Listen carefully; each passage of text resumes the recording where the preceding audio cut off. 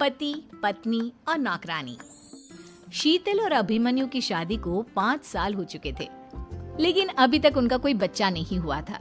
इसकी वजह से शीतल और अभिमन्यु परेशान रहते थे, लेकिन उन दोनों से ज्यादा परेशान थी शीतल की सास, यानी अभिमन्यु की माँ जानकी देवी। जानकी देवी चाहती थी कि जल्दी से जल्दी उनकी गोद में पोता या पोती आ जाए, और इसीलिए वो अपनी बहू शीतल को लेकर एक दिन हॉस्पिटल पहुंची।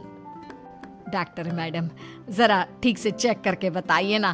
कई बड़े बड़े डॉक्टर को दिखाया है, लेकिन मेरी बहू माँ ही नहीं बन पाती। मैंने शीतल को बहुत अच्छे से चेकअप किया है। देखिए, बात यह है कि शीतल के अंदर माँ बनने की कैपेसिटी नहीं है। ये आप क्या कह रही हैं डॉक्टर साहब? कोई तो इलाज होगा ना, कोई दवाई दे दीजिए। देखिए, कुछ प्रॉब्लम ऐसी होती है जिनका कोई ट्रीटमेंट नहीं होता। आई एम सॉरी टू से, लेकिन शीतल कभी माँ नहीं बन सकती, क्योंकि उसके यूट्रस में अंदर से ही कुछ प्रॉब्लम है। घर आने के बाद क्या हुआ माँ?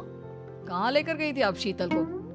अरे कहाँ लेकर जाती, डॉक्टर मैडम के पास ले गई थी, लेकिन तेरी बीवी तो कभी माँ बन ही नहीं सकती। मम्मी जी, इसमें मेरी क्या गलती? अगर अंदर से कोई प्रॉब्लम है तो उसमें मैं भी कुछ नहीं कर सकती। जानती हूँ, ये बात डॉक्टर के मुंह से सुन चुकी हूँ। अब दोबारा मेरे सामने इस बात का गाना मत गा। अरे माँ, परेशान होने की जरूरत नहीं है, हम सोचते हैं ना कुछ। अरे क्या सोचेगा तू? जब डॉक्टर कह चुका है कि तेरी बीवी माँ नहीं बन सकती, तो बता क्या सोचेगा तू? कहाँ से लाएगा बच्चा? माँ, ये तो मैं भी नहीं जानता। अभिमन्यु, क्यों ना हम अनाथ आश्रम से एक बच्चा गोद ले आए?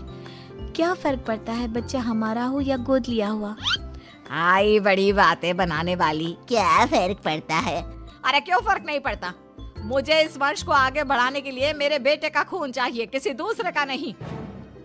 लेकिन माँ, आप जानती हैं कि ये अब पॉसिबल नहीं है। मैं कुछ नहीं जानती। मैं किसी पराये की औलाद को इस घर में अपना पोता या पोती बन के बढ़ता हुआ नहीं देख सकती। मेरा वंश मेरे बेटे के खून से ही आगे बढ़ेगा। लेकिन मम्मी जी, ऐसा कैसे हो पाएगा? आप अच्छी तरह जानती है ना, मेरा और अभिमन्यु का बच्चा नहीं हो सकता। तो मैं अपने बेटे की दूसरी शादी करवाऊंगी, और अपनी दूसरी बीवी से ये मुझे बच्चा पैदा करके देगा। ये आप क्या कह रही हैं माँ? मैं किसी और से शादी नहीं करने वाला। मेरे रहते हुए आप अभिमन्यु की शादी किसी और से करवाएंगी? मम्मी जी, आप ऐसा कैसे कर सकती हैं? तू बस देखती जा बहू, मैं ऐसा कैसे कर सकती हूँ। कुछ दिनों के बाद, अभिमन्यु, मैंने तेरे लिए लड़की ढूंढ ली है। माँ, मैं आपको कितनी बार समझाऊं, मुझे किसी से शादी नहीं करनी है। पहले मेरी बात सुन। ये जो चमेली है ना, हमारे घर में काम करने आती है, वो तुझसे शादी करने के लिए तैयार है। मम्मी जी, आप अभिमन्यु की शादी एक नौकरानी के साथ करवाएंगी? वो इसलिए क्योंकि चमेली दिखने में बहुत खूबसूरत है, बच्चा भी सुंदर ही होगा। मम्मी जी, लेकिन एक बच्चे के लिए अपने बेटे की शादी नौकरानी के साथ करवाना, क्या ये सही है? अगर अभिमन्यु ने शादी नहीं की ना, तो मैं अपनी जान दे दूंगी। अब देख लो, अगर तुम्हें अपनी माँ की जान प्यारी है तो तुम्हें इस नौकरानी के साथ शादी करनी ही होगी। इस तरह जानकी देवी अपने बेटे अभिमन्यु की शादी नौकरानी चमेली के साथ करवा देती है। कुछ दिनों के बाद, नौकरानी से मालकिन बन के तो मजा आ गया। अब तो मैं इस घर की मालकिन हूँ। देखो, अपने आप को ज्यादा मालकिन समझने की कोशिश मत करो। एक बार तुम्हारा और अभिमन्यु का बच्चा इस दुनिया में आ जाए, उसके बाद तुम इस घर से हमेशा के लिए चली जाना। अरे जाओ जाओ, किसी और के आगे बातें बनाना। एक बच्चा तो पैदा नहीं कर सकी, बढ़िया आई। जाओ जाकर मेरे लिए कॉफी बना कर लाओ। नौकरानी मैं हूँ या तुम? मम्मी जी, देखिए ना शीतल मुझसे किस तरह से बात कर रही है। शीतल, तुम्हें पता है ना चमेली प्रेग्नेंट है, मेरे बेटे के बच्चे की माँ बनने वाली है। वो जैसा कहती है वैसा करो।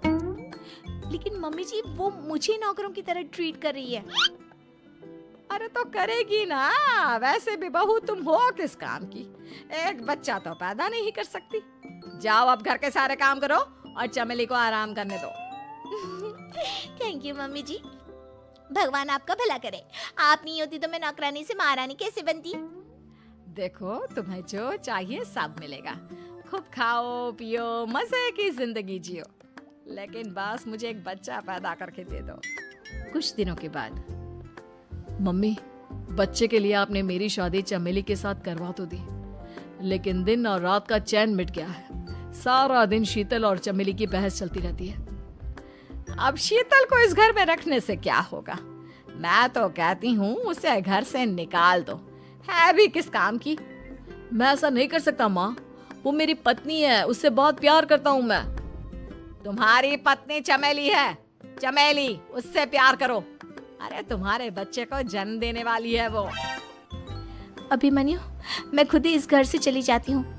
वैसे भी अपने ही घर में नौकरों की तरह रहकर परेशान हो चुकी हूँ। घर की नौकरानी मेरे ऊपर हुक्म चलाती है, वो तुम्हारी पत्नी बन चुकी है। अब मेरा इस घर में क्या काम? अभिमन्यु के बार बार रोकने पर भी शीतल उस घर से चली जाती है। कुछ दिनों के बाद चमेली एक बच्चे को जन्म देती है। भगवान ने मेरी सुन ली, मेरे बेटे का घर भर गया, उसका अपना बच्चा इस दुनिया में आ गया। मम्मी जी, बच्चे को हाथ लगाने से पहले मेरी एक शर्त सुन लो। तुम कहना क्या चाहती हो चमेली? आपकी मम्मी को बहुत शौक था ना अपने पोते को खिलाने का। अब देखो, इस दुनिया में हर चीज की कोई ना कोई कीमत तो होती है। तुम अपनी आधी प्रॉपर्टी मेरे नाम कर दो, बच्चा तुम्हारे नाम। अरे लेकिन मैंने अपने बेटे से तुम्हारी शादी करवाई है, अब ये सौदेबाजी कहाँ से आ गई? जो औरत अपनी बहू को घर से निकाल कर एक नौकरानी के साथ अपने बेटे की शादी करवा दे, वो तो सौदेबाजी कर ही सकती है ना। उसका कैसे भरोसा कर सकते हैं? मुझे बस आप लोगों की प्रॉपर्टी चाहिए, उसके बाद ही बच्चे को आप हाथ लगा सकते हैं। मैंने कहा था ना मम्मी, आप गलत कर रही हैं। देखिए, उसका नतीजा आपके सामने है। जब शीतल को पता चलता है कि अभिमन्यु और चमेली का बच्चा दुनिया में आ गया है, तो वो अपने घर पहुंचती है। अभिमन्यु, कहाँ है आपका बच्चा? क्या मैं उसे देख सकती हूँ? कुछ भी मत पूछो शीतल, माँ की हुई एक गलती हम लोगों पर भारी पड़ रही है। वो नौकरानी अपनी औकात पर आ गई है और अब हमसे अपनी आधी प्रॉपर्टी मांग रही है, वो भी बच्चे के बदले में। एक बात कहूँ अभिमन्यु, आप उससे कुछ भी देने से मना कर दो। अरे कैसी बात कर रही हो? मेरे बेटे की औलाद है उसके पास, ऐसे कैसे मना कर दे? मम्मी जी, वो अभिमन्यु का बच्चा नहीं है, वो चमेली और उसके बॉयफ्रेंड का बच्चा है। ये तुम क्या कह रही हो शीतल? ये देखिए वीडियो, चमेली और उसका बॉयफ्रेंड आपस में बातें कर रहे हैं कि उन दोनों ने मिलकर आपको बेवकूफ बनाया है और अब इस बच्चे के बदले आपसे प्रॉपर्टी भी हड़प लेंगे। हे भगवान, ये मुझसे क्या हो गया? ना तो बच्चा मिला और अपने बेटे की नौकरानी के साथ शादी करवा दी सो अलग। अब क्या होगा? मुझे माफ कर दो शीतल, मेरी वजह से तुम्हें बहुत तकलीफ हुई है। अभिमन्यु, मैंने कहा ना, उस नौकरानी को उसके बच्चे सहित इस घर से बाहर निकाल दो। लगता है मेरे अभिमन्यु का बाप बनने का सपना अधूरा ही रह जाएगा। अभिमन्यु, अपनी मम्मी से कहो कि परेशान ना हो। आपको याद है एक बार हम एक IVF सेंटर गए थे, मैंने फिर से वहां जाकर बात की थी और आपको पता है इस बार मैं प्रेग्नेंट हूँ, क्योंकि हमने वहां पर प्रोसीजर करवाया था जिसकी वजह से मैं प्रेग्नेंट हो गई थी और इस बात का पता मुझे बस कुछ महीने पहले ही लगा है। हमारा बच्चा इस दुनिया में आने वाला है अभिमन्यु। मुझे माफ कर दो शीतल बहू, मुझसे बहुत बड़ी गलती हो गई। कोई बात नहीं माँ, लेकिन अब हमें उस धोखेबाज नौकरानी को इस घर से बाहर निकालना है और इस घर की मालकिन को वापस घर लाना है, वो भी अपने बच्चे के साथ।